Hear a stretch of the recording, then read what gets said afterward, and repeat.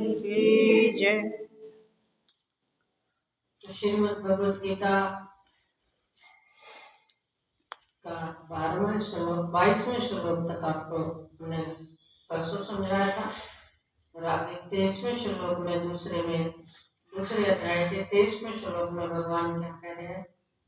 नैनं छिदन्ति शास्त्राणि नैनं दहति पावकः न चैनं क्लेदयति नित्यात्मा न शोष्यति मानवः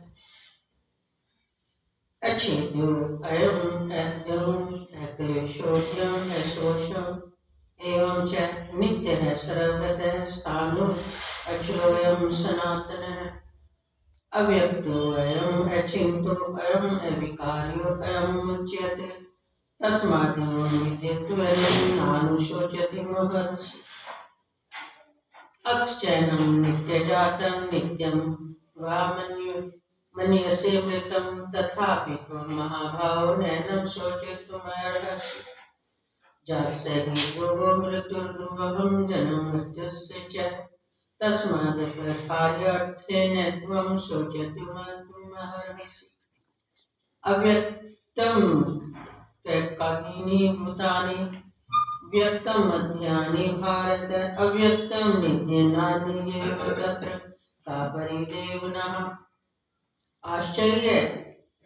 आश्चर्यवत् पश्यति कश्चिदेन आश्चर्यवत् वदति तथैव चान्यः आश्चर्यवच्चन्मे मनः शृणोति श्रुत्वाप्येनं वेद न च कश्चित्। तो क्या कह रहे हैं 23वें श्लोक में भगवान? इस आत्मा को शास्त्र नहीं काट सकते, इसको आग नहीं जला सकते, इसको जल नहीं गला सकता और वायु नहीं सुखा सकता। क्यों? क्योंकि ये आत्मा अछेद्य है, ये आत्मा देह है, अक्लेद्य है और निसंदेह अशोष्य है तथा ये आत्मा नित्य सर्वव्यापी अचल स्थिर रहने वाला और सनातन है। ये आत्मा अव्यक्त है, ये आत्मा अचिंत्य है और ये आत्मा विकार रहित कहा जाता है। इससे हे अर्जुन, इस आत्मा को उपयुक्त प्रकार से जानकर तू शोक करने को योग्य नहीं है, अर्थात तुझे शोक करना उचित नहीं। किंतु यदि तू इस आत्मा को सदा जन्मने वाला तथा सदा मरने वाला मानता हो तो भी हे महाभाव, तो इस प्रकार शोक करने को योग्य नहीं है। क्यों? क्योंकि इस मान्यता के अनुसार जन्मे हुए की मृत्यु निश्चित है और मरे हुए का जन्म निश्चित है। इससे भी बिना उपाय वाले विषय में तू शोक करने को योग्य नहीं। हे अर्जुन, संपूर्ण प्राणी जन्म से पहले अप्रगट थे और मरने के बाद भी अप्रगट हो जाने वाले, केवल बीच में ही प्रकट है। फिर ऐसी स्थिति में क्या शोक करना? देखो कितने चरम वैराग्य की बात भगवान करते कि दोनों ही एंगल से, दोनों ही तरीके से, दोनों ही तेरी मान्यता से या संसार की मान्यता, शास्त्र की मान्यता, दोनों ही प्रकार की मान्यता से कहते हैं कि व्यक्ति को शोक नहीं करना चाहिए। तो पहले वेद मान्यता भगवान कह रहे हैं, क्या कह रहे हैं कि अर्जुन, इस आत्मा को शस्त्र नहीं काट सकते, इसको आग नहीं जला सकती, इसको जल नहीं गला सकता, इसको वायु नहीं सुखा सकता। पंचभूतों का शरीर है, पंचभूत से बना शरीर, तो पंचभूतों का आघात शरीर तक ही होगा। ये नियम है, जो जिससे बनी है वो वस्तु वहीं तक उसकी दौड़ होती है। आत्मा बनने और बनाने से परे है, इसलिए पंचभूतों की दौड़ आत्मा तक नहीं हो सकती। इसलिए भगवान 24वें श्लोक में कह रहे हैं, क्यों ऐसा है क्योंकि ये आत्मा अछेद है, इसका छेदन नहीं हो सकता, खत्म कर ही नहीं सकता। कैसे छेदन होगा? ये आत्मा अध्यय है, मतलब इसका दहा नहीं हो सकता, जला नहीं सकते, अक्लिद्ध है और निसंदेह अशोष्य है। शोष्य का मतलब इसको जला नहीं सकते, इसको गला नहीं सकते, इसको सुखा नहीं सकते। वायु का कार्य सुखाना है, जल का गलाना है, अग्नि का जलाना है। तो ऐसा कर नहीं सकते अर्जुन। ये आत्मा नित्य, सर्वव्यापी, अचल, स्थिर रहने वाला और सनातन है। अब आप जरा देखो किसकी बात बता रहे हो, अपनी या हम सबकी? सबका स्वरूप यही होगा ना। और क्या कह रहे हैं, क्या कह रहे हैं? देखो कि अर्जुन ये है आत्मा, नित्य है, सर्वव्यापी है। आत्मा का परिचय है ना, ये भगवान की वाणी है, ध्यान से सुनो मैं ये। आत्मा नित्य है, नित्य सदा, ये आत्मा सर्वव्यापी है, ये अचल है। जब अचल है तो ये कहीं आने जाने वाली नहीं होगी। और ये सर्वव्यापी है, तो सर्वव्यापी होने के दृष्टि से ऐसी जगह एक कण भी ऐसा नहीं है जहां आत्मा नहीं है। तो जब एक कण भी ऐसा नहीं बचा जहां आत्मा नहीं है, तो आप आत्मा से अलग शरीर को कहाँ ठहराओगे, शिव को कहाँ ठहराओगे, अपनी हूं को कहाँ रखोगे? सूक्ष्माति सूक्ष्म कण भी आत्मा से खाली नहीं है।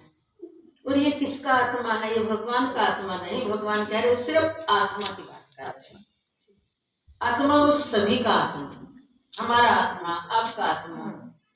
और बताएं, पेड़ पौधों का आत्मा, पक्षियों का आत्मा, पशुओं का आत्मा, हर जीव का आत्मा, सूक्ष्माति सूक्ष्म जीव का आत्मा, सूक्ष्माति सूक्ष्म परमाणु से भी, अणु अणु से भी, परमाणु परमाणु से भी एक छोटा लव, उसका भी आत्मा।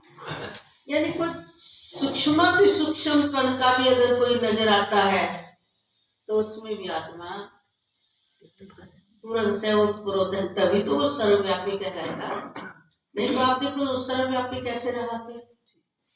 फिर अगर वो आज है कल नहीं रहेगा, फिर दोबारा आएगा, तो वो नित्य कैसे रहा? विचार करने की बात है ना ये। आप विचार करते ही नहीं, शरीर के मरने को अपना मरना मान लेते हैं। या फिर भगवान की वाणी पर विश्वास नहीं है, उपनिषदों पर विश्वास नहीं है, वेदों पर विश्वास नहीं है, महापुरुषों की वाणी पर विश्वास नहीं है। किसकी वाणी पर विश्वास है? जो नाश करने की, नाश होने की, मिट जाने की बात करते हैं, उनकी बात पर विश्वास है। अब इससे ज्यादा भ्रांति क्या है? महापुरुष बार बार कह रहे हैं, भगवान श्री कृष्ण की वाणी आपको बार बार समझा रहे हैं। उपनिषद पढ़ो आप, उपनिषद में बार बार कहा जा रहा है। वेद पढ़ो आप, ज्ञान कांड पढ़ो वेदों के, उसमें बार बार कहा जा रहा है। और कौन सा प्रमाण लाए जिससे आपको यकीन हो जाए? और इससे ज्यादा भ्रांति क्या होगी? जो नहीं है उसी को हम मान बैठे हैं, ये भ्रांत धारणाएं बन गई। तो इसलिए भगवान तो स्वयं बोल ही नहीं, मैं परमात्मा, ऐसा बोल ही नहीं रहे। तभी लोग कहते हैं दूसरा अध्याय पढ़ा करो, बोलते हैं ना कई बार दूसरे अध्याय में देखो, भगवान बोल ही नहीं रहे बात। भगवान तो परिचय दे रहे हैं, अर्जुन को समझा रहे हैं कि तू आत्मा की दृष्टि से बात करता है, तो आत्मा का तो ये गुण है कि वो नित्य है, सर्वव्यापी है, अचल है, कभी भी चलने फिरने वाला नहीं है, अचल है और स्थिर है। कैसा है? स्थिर कैसे रहेगा? फिर क्रिया कैसे होती है? स्थिर मतलब जहां पहली बात बोल दी सर्वव्यापी है, तो सर्वव्यापी जब ठसा ठस वही भरा हुआ है, तो फिर वो कहां पर चलेगा? अब चलना फिरना करना कराना जिसमें दिख रहा है उस सर्वव्यापी में, तो उनकी चैतन्य शक्ति के माध्यम से उनकी परा प्रकृति और अपरा प्रकृति के माध्यम से क्रिया होती दिख रही है। वो थोड़ी चल रहा है, ये आत्मा का परिचय है। तो स्थिर रहने वाला और सनातन है। इतनी बात सुनकर भी अगर हमारी भ्रांति खत्म नहीं होती है तो कौन सी युक्ति आएगी जिससे मानव को समझ आता है।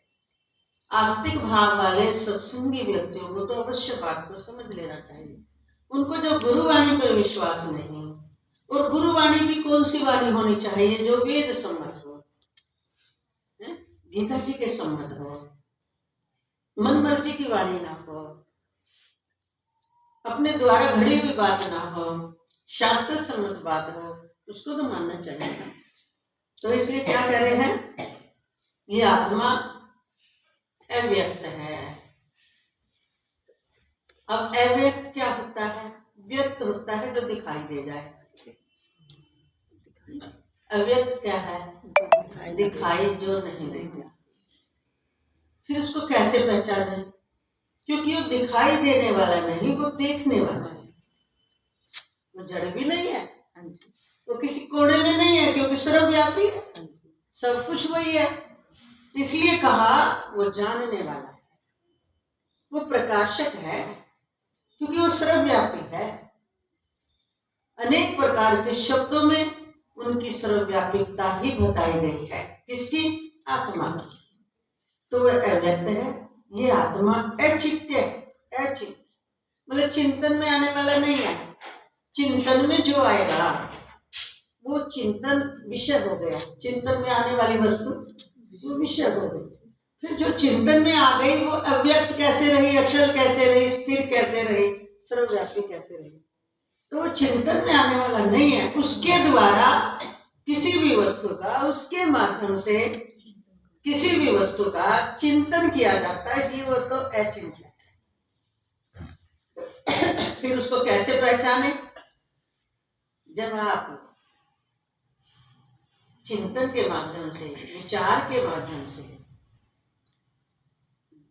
अनुभव करते करते जो भी अंदर बाहर आपको अनुभव में आ रहा है तो वो सब व्यक्त है, वो अविनाशी नहीं है। ऐसे विचार से जब अनुभव करोगे, जब आपके अनुभव करने के लिए कुछ बचे ना, कहीं से उठा लो, 3 लोग के, कोई भी लोग उठा लो, कोई भी ब्रह्मांड का कोई भी वस्तु उठा लो, जब कोई आपके सामने बचे ही ना, फिर जो शेष रहे वही आत्मा है। तो वो चिंतन का विषय नहीं, उसका होनेपन का एहसास होता है, वो है। इस है पने से ही उसका अनुभव होता है। तो ये गहरी स्थिति है। इससे पहले से कैसे माने कि मैं सब जान रहा हूं, मेरे द्वारा ही सब हो रहा है। कैसे हो रहा है, मेरी उपस्थिति मात्र से। इसलिए मैं तो पहले उसे कहती, उसमें अनुभव करो, मैं तो हूं। जिसको होनेपन की अनुभूति हो रही है, किसी चेतन को ही हो रही है। जड़ तो कभी नहीं कहता मैं तो। जड़ को तो आप बोलते हैं ये तो मेरा शरीर है, ये तो मेरा मकान है, ये तो मेरे रिश्तेदार हैं, ये तो मेरा पैसा है, ये तो मेरी गाड़ी है, ये मेरी नाक है, आंख है, कान है, मुख है, हृदय है, मेरा मन है, मेरी बुद्धि है, मेरा चित्त है, मेरे हाथ पांव है, ये मेरी उंगलियां हैं। आप ये बोल रहे हो, आप ये कब बोल रहे हैं ये मैं हूं। तो जो बोल रहा है ना, वो दिखाई किसको दे रहा है, बोलने वाला। दिखाई जो दे रहा है, होठ दिखाई दे रहे हैं, वाणी सुन रही हो, वो सुनने में आ रही है, इसलिए वाणी तो एक कर्म इंद्री है। पर बोल जो रहा है वो तो वाणी में बैठ के बोल रहा है। तो उसको देखने की आप कोशिश करोगे, कभी नहीं देख पाओगे। इसलिए उसको देखने की कोशिश मत करो, उसे जानने की कोशिश करो।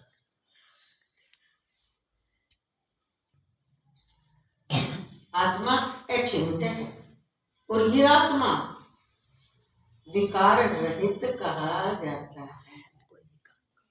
इसकी आत्मा तो बहुत पापी है। बताओ, विकार रहित आत्मा पापी कैसे हो गई? आप गीता जी के अनुयायी हो, गीता जी का पाठ करना हर रोज पसंद करते हो, वो गीता जी की नहीं मान रहे, और आप सनातनी हो और आप स्वयं बोलते हो गीता जी तो भगवान ने साक्षात भगवान के मुखारबिंद से निकली वाणी है। क्या है? ब्रह्मवाणी है गीता जी का एक एक शब्द, एक एक शब्द, शब्द का भी एक अक्षर अनमोल है, रहस्य से भरा है।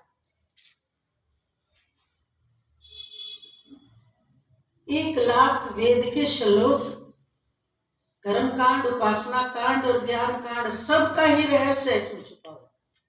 सब प्रकार के व्यक्ति के लिए गीता जी का जो अध्ययन करके उस पर विचार करके चलेगा, सबके लिए रास्ता है। इतना सरल प्रभु ने कलयुग के प्राणियों के लिए रास्ता निकाल कर दिया। फिर भी भगवान को तो मानते हैं, उनकी लीलाओं को मानते हैं, लेकिन उनकी ये वास्तविक सत्यता को प्रकट करने वाली कुंजी है गीता जी, उसे नहीं। गीता जी को तो मानते हो, गीता जी की नहीं मानते, तो इससे बड़ा आश्चर्य और क्या होगा। इसलिए कह रहे हैं, इससे हे अर्जुन, इस आत्मा को उपयुक्त यानी ऊपर जैसे बताया गया है, इस प्रकार से जानकर तू शोक करने योग्य है, अर्थात तुझे शोक करना उचित नहीं है। ये सिद्धांत वेद का समझा दिया जो वास्तविक सत्य है। अब रहा कि जो संसारी सत्य है, संसार में जो भ्रांतियां हैं उसको मानना हुआ है इंसान ने। बोले अब चलो उस दृष्टि से भी मैं समझा रहा हूं। तो कह रहे हैं भगवान, किंतु यदि तू इस आत्मा को सदा जन्मने वाला और सदा मरने वाला मानता है, संसार से सुनकर, फिर भी उस एंगल से भी समझ, तो हे महाभाव,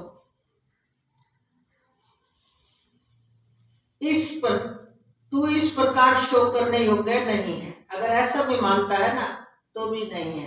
क्यों नहीं हूं? क्यों? क्योंकि इस मान्यता के अनुसार भी जन्मे हुए की मृत्यु निश्चित है। बताओ, इस बात को तो मानेंगे ना, या कोई ये कह देंगे मैं कभी नहीं मरूंगा? ये तो सब माने हुए है ना। और मरे हुए का जन्म भी निश्चित है।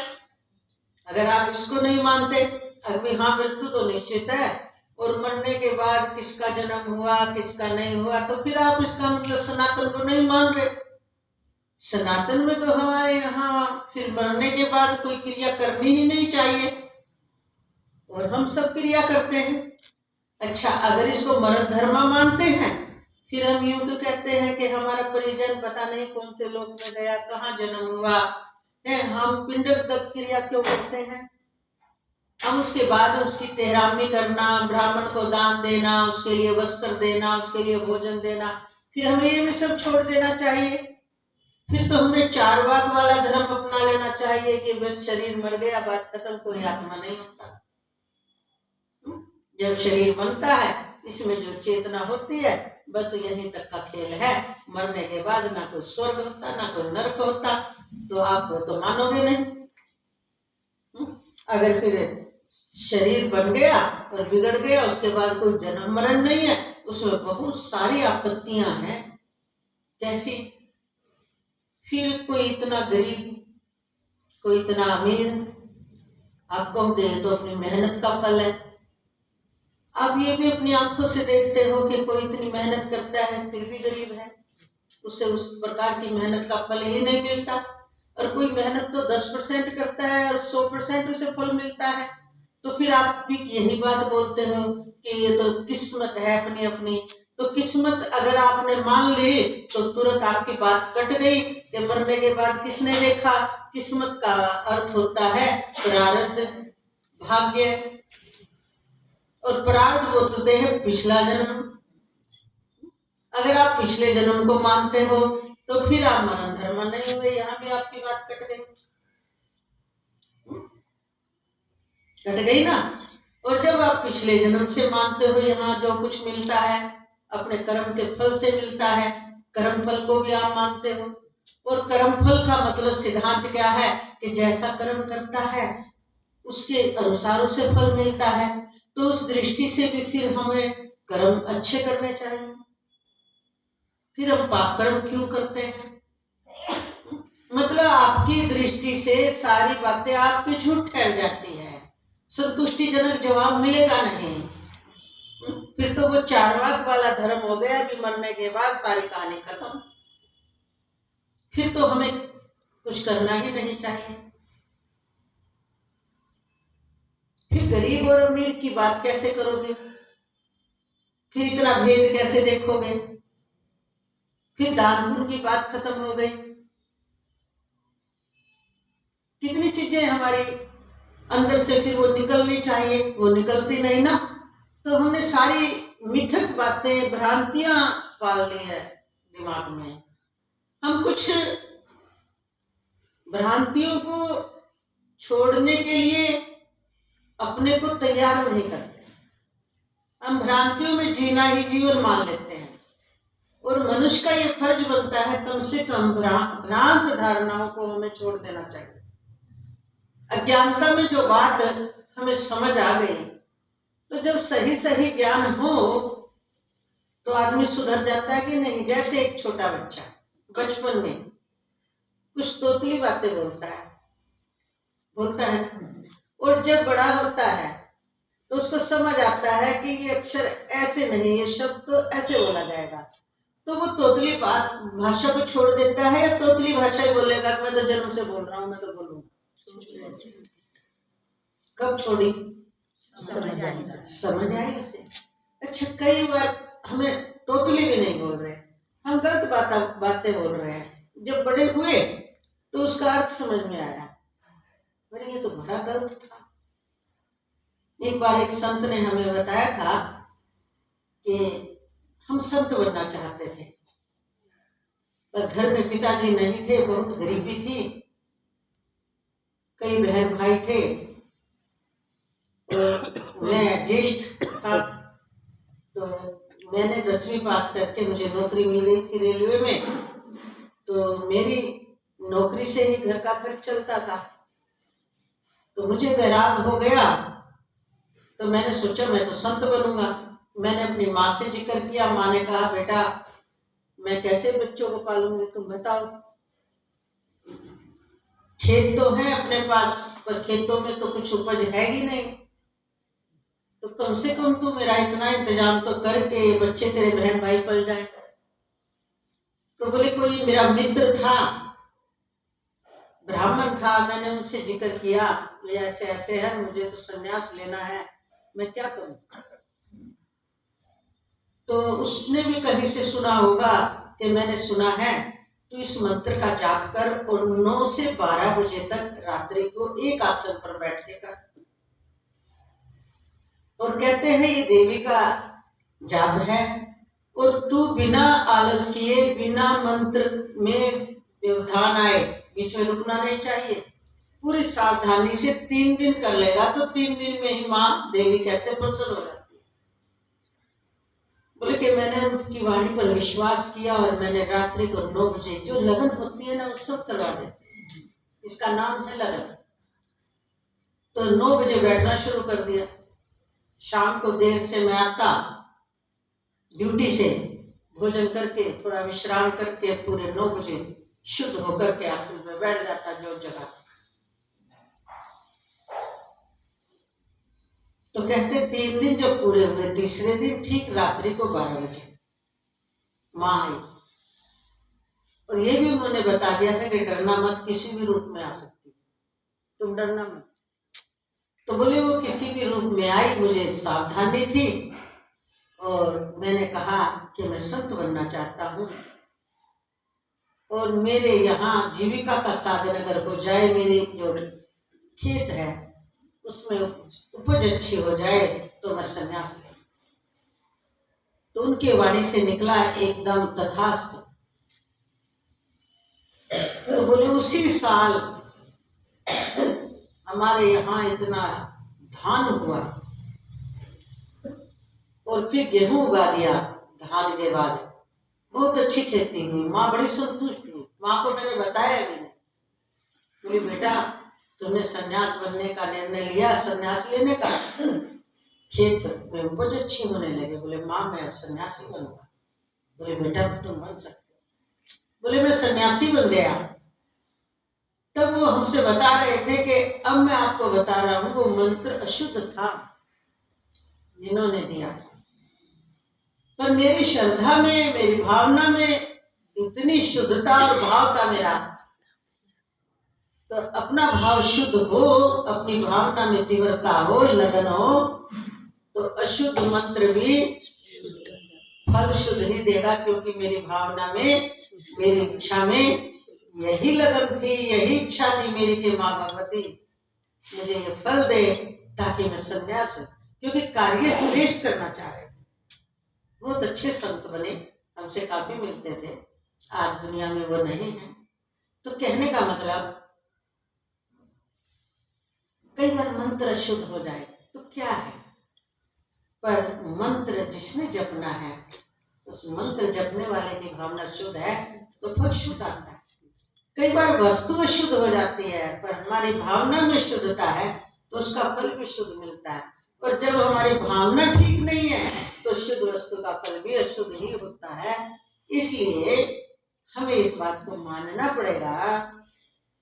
आप नहीं माने बिना रह पाओगे कि हम बस पशु तुल्य हैं।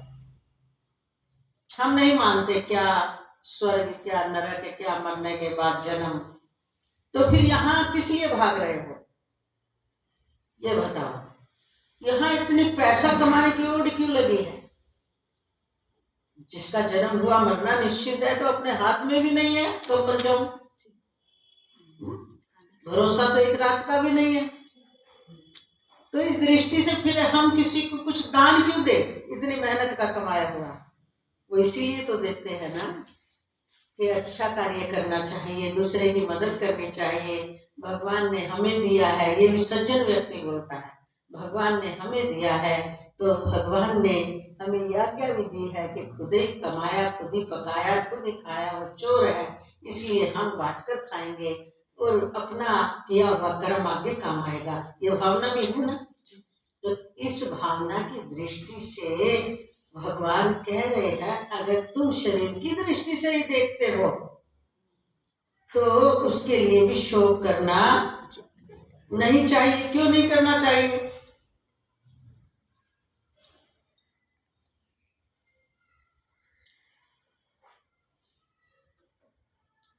क्योंकि इस मान्यता के अनुसार जन्मे हुए की मृत्यु निश्चित है और मरे हुए का जन्म निश्चित है। इससे भी इस बिना उपाय, हमारे पास उपाय भी नहीं है कि हम देखो इसको नहीं मरने देंगे, हमने इतना पैसा कमा लिया हम पैसे से बचा लेंगे। हम डॉक्टरों के अच्छे से अच्छे डॉक्टर से इलाज, आप अच्छे से अच्छा इलाज करवा के, हो सकता है आप सही समय पर, अगर सही समय पर संभल जाए मरीज तो हो सकता है मरता आदमी बच जाए, कुछ आयु और बढ़ जाए। लेकिन क्या आप उसको सदा के लिए बचा लोगे? क्या बुढ़ापा होने से रोक दोगे? तो नहीं है हमारे पास उपाय। तो इसलिए करें जब हमारे पास कोई उपाय नहीं है इस विषय में, बिना उपाय वाले विषय में तो शोक करने योग्य नहीं है। बोले सुन कुछ,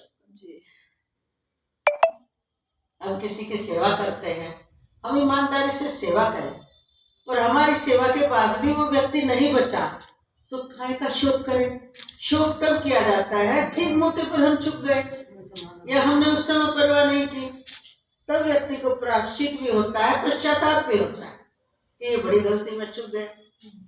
लेकिन अगर हमने ईमानदारी से सही समय पर जैसी बुद्धि ने काम किया, सामने वाले की सेवा कर दी, फिर भी नहीं बचा वो, सही डॉक्टर का भी हमने उस समय उसे इलाज दे दिया लेकिन फिर भी नहीं बचा, तो हमें प्रायश्चित होगा क्या? उसमें हम यही कहेंगे ना भाई देखो हमारा तो फर्ज जो था सेवा करने का वो हमने किया, बाकी तो जो जन्म है सो। तो ये सिद्धांत मानते हैं ना सभी। तो इस दृष्टि से भगवान कह रहे, इस दृष्टि से भी अब पर अर्जुन को नहीं समझ में आ रहे, वो सोच रहे हैं कि युद्ध वाली युद्ध में किसका ऐसा समय आ गया है, युद्ध तो अगर रोक दे तो कोई नहीं मरेगा। अर्जुन की अभी विचारधारा ये है, इसलिए उनका अभी समाधान नहीं होगा, पर आगे भगवान करेंगे। हे अर्जुन, संपूर्ण प्राणी जन्म से पहले अप्रगट, प्राणी को जीवा, ध्यान देना, ये नहीं कहा थे ही नहीं। सनातन का ये मेन सिद्धांत, अप्रगट थे तो जो के तो थे। अब हम पर्दे के पीछे छिप जाए तो किसी के सामने नहीं आएंगे, हम तो खड़े हैं ना। तो इसलिए जीवात्मा क्या है, नित्य है इस दृष्टि से, बस प्रकट अप्रगट का भेद है। तो अप्रगट थे और मरने के बाद भी अप्रगट हो जाने वाले हैं। बताओ, ये तो हम विचार करते हैं, अच्छे कर्म किए थे तो स्वर्ग गए होंगे, बुरे कर्म करे थे उसके पता नहीं कहाँ गए होंगे। हे भगवान, उस जीवात्मा का कहीं भी गया हो है, उसके फिर हम विधि विधान ब्राह्मणों से पूछते हैं, कहीं गति ना हुई हो तो गति करवा दें। तो इसका मतलब क्या है, आत्मा का मरण नहीं मानते, देखो बात करते हैं मरने के बाद भी कर्मों की ही करते हैं कि अच्छे कर्म उसने नहीं किए थे, कहीं अटक ना गया हो, कहीं गति ना हुई हो, चलो हम गंगा जी स्नान करवाए आए, पिंडदान करवाए आए। तो वहां भी हम यही बात करते हैं। तो आत्मा की तो सभी ये मानते हैं कि आत्मा नहीं मरता, तो कर्म को ही मान रहे हैं ना साथ में, कर्म जैसा किया है उसके अनुसार फल हमेशा मिलेगा। तो उसका भी निदान गीता जी में आपको मिलेगा। तो केवल बीच में ही प्रकट है, बीच में कोई कितने साल प्रकट है बताओ, ये भी किसी का निश्चित नहीं। 1 मिनट से लेकर 100 साल तक, 125 साल तक, जिसका जैसा। फिर ऐसी स्थिति में क्या शोक करें, भगवान कह रहे हैं कोई एक महापुरुष ही इस आत्मा को आश्चर्य की भांति देखता है। कोई एक महापुरुष क्यों कह दिया, जिसकी ज्ञान दृष्टि, कोई आत्मा दिखता थोड़ी है, अनुभूति होती है। और वैसे ही दूसरा कोई महापुरुष ही इसके तत्व का आश्चर्य की भांति वर्णन करता है। आश्चर्य शब्द क्यों प्रयोग है, आश्चर्य इसलिए कि जो सब कुछ है वो दिखता नहीं और सब कुछ उससे हो रहा है, और जो कुछ भी नहीं है वो ऐसे दिख रहा है जैसे यही सब है।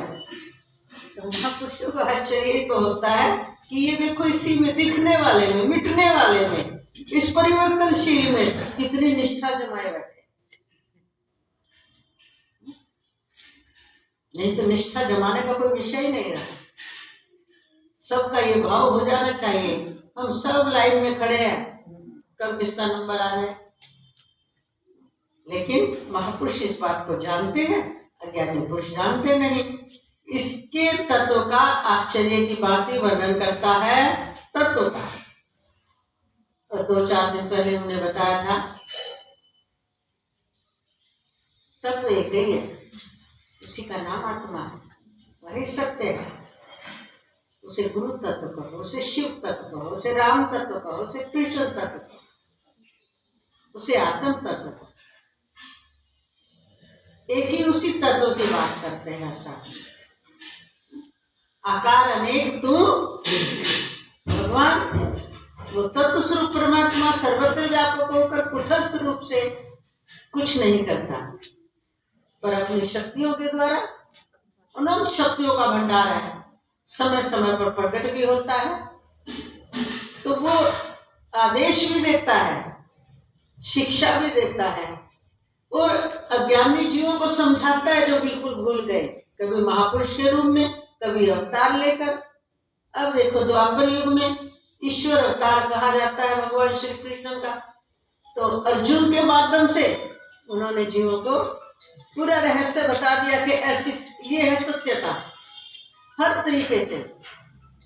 तो इसलिए महापुरुष उस तत्व को आश्चर्य की भांति वर्णन करता है, तथा दूसरा कोई अधिकारी पुरुष ही इसे आश्चर्य की भांति सुनता है। अधिकारी पुरुष आश्चर्य से सुनेगा, तो ये तो चाहिए। जो अधिकारी नहीं होते ना, बैठे सुनते तो हैं, वो सुनते हुए भी नहीं सुनते। सुनते तो हैं पर सुनते हुए भी, क्योंकि उनकी धारणाएं भ्रांतकारी धारणाएं, मिथ्या धारणाएं मिटती नहीं अंदर से। कौन नहीं मिटने देती? संस्कार और विषयों में प्रीति। विषयों से प्रीत है, विषयों के अधीन है। ये निर्मल, ये चैतन्य स्वरूप आत्मा शुद्ध स्वरूप होता हुआ भी, निर्मल स्वरूप होता हुआ भी विषयों के साथ जुड़कर कैसा कैसा दिखने लगा। कोई कहता है ये पाप आत्मा है, कोई कहता है धर्म आत्मा है, कोई कहता है लोक आत्मा है, बड़ा लोकप्रिय आत्मा है। आत्मा को साथ जोड़ते हैं। जो जैसे विकार का सेवन कर रहा है उसको साथ जोड़ देते हैं। किसी के पास 1 करोड़ रुपया है तो क्या बोलते हैं, अरे ये जो आया है ना 1 करोड़पति है। मतलब उसका पति, पति माने स्वामी, स्वामी तो है कि गुलाम है?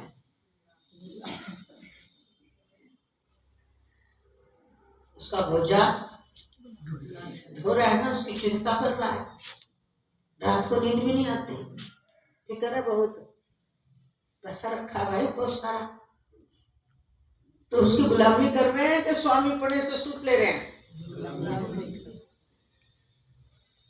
तो बाहर की वस्तु कहने के तो लिए आए कि ये उसका स्वामी है, ये उसका स्वामी है, और ये जड़ वस्तु हमें गुलाम बना लेती है। मेरी रक्षा करो, आप स्वामी हो ना, मेरी रक्षा करो, अपने सुख का त्याग करो, मेरी रक्षा में लग जाओ। देख लो विचार करके, होता ऐसे ही।